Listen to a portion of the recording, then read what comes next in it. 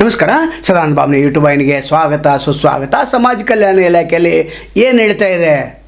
ಎಲ್ಲರೂ ಭ್ರಷ್ಟಾಚಾರದಲ್ಲಿ ಮುಳುಗಿದಾರಾ ಅಥವಾ ತಮಗೆ ಯಾರಾದರೂ ಭ್ರಷ್ಟಾಚಾರವನ್ನು ತಡಿಲಿಕ್ಕೆ ಪ್ರಯತ್ನ ಮಾಡಿದರೆ, ಸಿಬ್ಬಂದಿಯೇ ತಡಿಲಿಕ್ಕೆ ಪ್ರಯತ್ನ ಮಾಡಿದರೆ ಅವರಿಗೆ ನಾನಾ ರೀತಿಯ ಕಿರುಕುಳವನ್ನು ಕೊಡ್ತಾ ಇದ್ದಾರೆ ಅನ್ನುವಂಥ ಆರೋಪ ಇದೆ.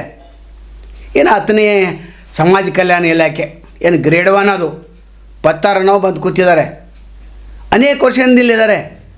ಆದರೆ ಅಲ್ಲಿ ಬಂದಂಥ ಸಿಬ್ಬಂದಿ ಜೊತೆಗೆ ಸರಿಯಾಗಿ ನಡ್ಕೊಳ್ತಾ ಇಲ್ಲ. ಉದಾಹರಣೆಗೆ ಎಫ್ಡಿಸಿ ಶಬನಾ ಗುಂದಿಗೆ ಅವರೇನೋ ಹುಕ್ಕೇರಿಯಿಂದ ಟ್ರಾನ್ಸ್ಫರ್ ಮಾಡ್ಕೊಂಡು ಹೋದರು. ಬಿಜಾಪುರದಿಂದ ನಮಗೆ ಸಮೀಪ ಆಗ್ತೈತೆ ಅಂಥೇಳಿ. ಅದರಲ್ಲಿ ಎಸ್ ಡಿ ಸಿಗಿಂತಲೂ ಕೀಳು ಮಟ್ಟದ ರೀತಿಯಲ್ಲಿ ಇವರು ನಡ್ಕೊಳ್ತಾ ಇದ್ದಾರೆ. ಇವರು ಪದೇ 3 ಸಲ ನೋಟಿಸ್ ಕೂಡ ಕೊಟ್ಟಿದ್ದಾರೆ.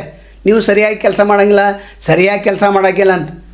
ಆದರೆ ಎಫ್ಡಿಸಿಗೆ ಸರಿಯಾಗಿ ಕೆಲಸನೂ ಬರ್ತಾಯಿದೆ, ಎಲ್ಲನೂ ಬರ್ತಾಯಿದೆ.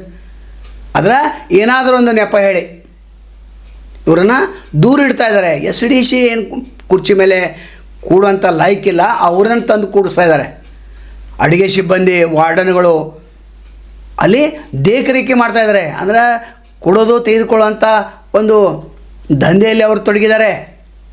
ಇಲ್ಲಿ ಅನೇಕರು ದುಂಡಪ್ಪ ಗುಳಪ್ಪನವರು ಇಂಥವ್ರನ್ನ ಇಟ್ಕೊಂಡು ಇವರು ಕಲೆಕ್ಷನ್ ತೊಡೆದಿದ್ದಾರೆ. ದೊಡ್ಡ ಪ್ರಮಾಣದಲ್ಲಿ ಆರೋಪ ಮಾಡಿದ್ದಾರೆ. ನಂತರ ಮೇಲಿನ ಅಧಿಕಾರಿಗಳಿಗೆ ಸುಳ್ಳನ್ನು ಯಾವುದಾದ್ರೂ ಒಂದು ರೀತಿಯಲ್ಲಿ ಹೇಳೋದು. ಪತ್ತಾರವರು ಮೊದಲು ಎಚ್ಚೆತ್ತುಕೊಳ್ಬೇಕು. ನಂತರ ಡೆಪ್ಯುಟೇಷನ್ ಮೇಲೆ ಕಾಂಬಳೆ ಅನ್ನೋರು ಅಲ್ಲಿ ಹೋಗಿದ್ದಾರೆ. ಮೊದಲಲ್ಲೇ ಇದ್ದರು. ಅವರನ್ನು ಮತ್ತಿಲ್ಲಿ ಕರೆಸ್ಕೊಳ್ಳೋಂಥದ್ದು ಏನು ಅಗತ್ಯ ಇರಲಿಲ್ಲ. ಸಿಬ್ಬಂದಿ ಕೊರತೆ ಇದ್ದರೆ ಕರೆಸ್ಕೊಳ್ಬೋದು. ಆದರೆ ಎಲ್ಲ ಜ್ಞಾನ ಇದೆ. ಎಫ್ಡಿಸಿ ಹಂಗೆ ಸಾಮಾನ್ಯವಾಗಿಲ್ಲ, ಅವ್ರ ಕಂಪ್ಯೂಟರ್ ಜ್ಞಾನ ಇದೆ. ಆದರೆ ಯಾವುದೋ ಒಂದು ಹಿತದೃಷ್ಟಿಯಿಂದ ಇವರನ್ನು ದೂರ ಯಾಕೆ ತಳ್ತಾ ಇದ್ದಾರೆ? ಯಾಕಂದರೆ ಭ್ರಷ್ಟಾಚಾರಕ್ಕೆ ಅವರು ಎಡೆ ಮಾಡಿಕೊಳ್ತಾ ಇಲ್ಲ, ಅವಕಾಶವನ್ನು ಮಾಡಿಕೊಡ್ತಾ ಇಲ್ಲ. ಹಿರಿಯ ಅಧಿಕಾರಿಗಳ ಗಮನಕ್ಕೆ ಇಲ್ಲಿ ಏನು ನಡೀತಾ ಇದೆ ಅದನ್ನು ಇವರು ಪದೇ ತರ್ತಾ ಇದ್ದಾರೆ.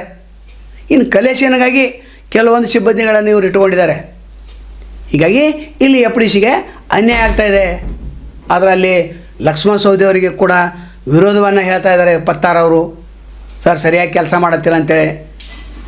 ಇನ್ನು ಇಲ್ಲಿ ಜಾಯಿಂಟ್ ಡೈರೆಕ್ಟರ್ ಕನ್ನೋಳಿ ಅವರಿಗೂ ಕೂಡ ಸುಳ್ಳು ಮಾಹಿತಿಯನ್ನು ಕೊಡ್ತಾ ಇದ್ದಾರೆ, ರಾಮನಗೌಡ ಕನ್ನೋಳಿ ಅವರಿಗೆ. ಹೀಗಾಗಿ ಇಲ್ಲಿ ಅಂದಾಜೊಂದಿ ವ್ಯವಹಾರವನ್ನು ಯಾರು ಪ್ರಶ್ನೆ ಮಾಡ್ತಾರೆ ಅವರಿಗೆ ದೊಡ್ಡ ಮಟ್ಟದ ತೊಂದರೆಯನ್ನು ಕೊಡ್ತಾ ಇದ್ದಾರೆ. ಒಂದು ಕುರ್ಚಿಯನ್ನು ಕೊಡ್ತಾ ಇಲ್ಲ, ಹೊರಗೆ ಇಡ್ತಾ ಇದ್ದಾರೆ ಎಫ್ಡಿಸಿಯನ್ನು. ಈ ರೀತಿ ನಡೆಸ್ಕೊಳ್ಳೋದು ಎಷ್ಟು ಸರಿ?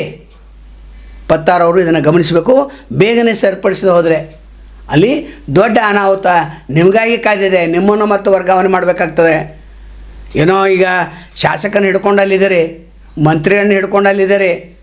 ಅದು ಎಷ್ಟು ವರ್ಷ ಇರೋರು 12 ವರ್ಷದಿಂದ ಸೇವೆ ಮಾಡುವಂಥ ಕಾಂಬಳೆನ ಮತ್ತಲ್ಲೇ ಡೆಪ್ಯುಟೇಷನ್ ಮೇಲೆ ತರಿಸ್ಕೊಳ್ಳುವಂಥದ್ದು ಏನು ಅಗತ್ಯ ಇರಲಿಲ್ಲ. ಕಾರಣ ಬೇಗನೆ ಈ ಸಮಾಜ ಕಲ್ಯಾಣ ಇಲಾಖೆಗೆ ಭೇಟಿ ಕೊಡಬೇಕು. ರಾಮನಗೌಡವರು ಕೊಟ್ಟು ಅಲ್ಲಿ ಅವರಿಗೆ ನೋಟಿಸ್ ಸರ್ವ್ ಮಾಡಬೇಕು. ಟ್ರೆಜರಿ ವಿಷಯ ಆಗಲಿ ಅಥವಾ ಇನ್ಯಾವುದೇ ವಿಷಯ ಆಗಲಿ ನೇರವಾಗಿ ಎಫ್ಡಿಸಿ ಕೆಲವೊಂದು ಅಧಿಕಾರಿಗಳಿವೆ. ಆದರೆ ಟ್ರೆಜರಿಗಿನ ಇವರು ಕಂಪ್ಲೇಂಟ್ ಕೊಡ್ತಾ ಇದ್ದಾರೆ. ಅಟ್ಲೀಸ್ಟ್ ಡಿಸ್ಪ್ಯಾಚ್ ವರ್ಕರ್ ಆದರೂ ಕೊಡಿ. ಯಾಕಂದರೆ ಪುಕ್ಕಟ್ಟೆ ಪಗಾರ ತೆಗೆದುಕೊಳ್ಬಾರ್ದು ಅಂತ ಆ ಮಹಿಳೆ ಶಬನ ಹೇಳಿದ್ರು ಕೂಡ ಕೇಳ್ತಾ ಇಲ್ಲ. ಇನ್ನೊಂದು ಈ ಪತ್ತಾರ ಎಲ್ಲ ಫೈಲ್ಗಳನ್ನು ಮನೆಯಲ್ಲಿ ಯಾಕೆ ತೆಗೆದುಕೊಂಡು ಹೋಗ್ಬೇಕು? ಇಲ್ಲೇ ಮಾಡಿ ಮುಗಿಸ್ಬೋದಿತ್ತಲ್ಲ. ಸಿಬ್ಬಂದಿ ಕಚೇರಿಯಲ್ಲಿ ಕುಳಿತು ಮುಗಿಸ್ಬೋದಿತ್ತು, ಅಥವಾ ನಿಮ್ಮ ಕಚೇರಿಯಲ್ಲಿ ಕುಳಿತು ಮುಗಿಸ್ಕೊಳ್ಬೋದಿತ್ತು. ಆದರೆ ಹಿಂದಿನ ಅಧಿಕಾರಿಗಳು ಒಳ್ಳೆಯ ಕೆಲಸವನ್ನು ಮಾಡಿದ್ದಾರೆ.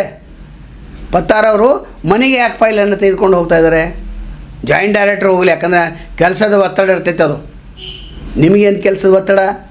ಇದ್ದದ್ದ ಸಿಬ್ಬಂದಿಯನ್ನು ಸರಿಯಾಗಿ ನೀವು ನಡೆಸ್ಕೊಳ್ತಾ ಇಲ್ಲ. ಈ ಪ್ರಕರಣ ಗಂಭೀರತೆ ಪಡೆದರೆ ನಿಮ್ಮ ನೌಕರಿಗೂ ಕೂಡ ತೊಂದರೆ ಆಗುವಂಥ ಸಾಧ್ಯತೆ ಹೆಚ್ಚಿದೆ. ಹೀಗಾಗಿ ನಾವು ಜಾಯಿಂಟ್ ಡೈರೆಕ್ಟರ್ ಏನು ವಿನಂತಿ ಮಾಡ್ಬೋದು, ಖುದ್ದಾಗಿ ಹೋಗಿ ಪರಿಶೀಲನೆ ಮಾಡಿ ಅಲ್ಲಿ ಆ ಏನು ನೋಟಿಸ್ಗಳಿಗೆ ಏನು ತಪ್ಪು ನೋಟಿಸ್ಗಳನ್ನು ಕೊಟ್ಟಿದ್ದಾರೆ ಆ ತಪ್ಪು ನೋಟಿಸ್ಗಳನ್ನ ಸರಿಪಡಿಸ್ಬೇಕು. ಅಲ್ಲಿ ಸಿಬ್ಬಂದಿಗೆ ಕಟ್ಟುನಿಟ್ಟಿನ ಆದೇಶವನ್ನು ನೀಡಬೇಕಂತೇಳಿ ನಾವು ಕೇಳ್ಕೊಳ್ತೇವೆ. ಒಟ್ಟಾರೆ ಈ ಕಚೇರಿ ಬಗ್ಗೆ ತನಿಖೆ ನಡೆಸಬೇಕು ಮತ್ತು ಈ ಮಳೆಗೆ ನ್ಯಾಯ ಕೊಡಿಸ್ಬೋದು. ಇವತ್ತಿನ ವಿಡಿಯೋದ ಮುಖ್ಯ ಉದ್ದೇಶ. ನಾಳೆ ಮತ್ತು ತೊಗೊಂಡು ಭೇಟಿ ಆಗ್ತೇವೆ. ಅಲ್ಲಿವರೆಗೆ ಎಲ್ಶವಾಗಲಿ. ನಮಸ್ಕಾರ.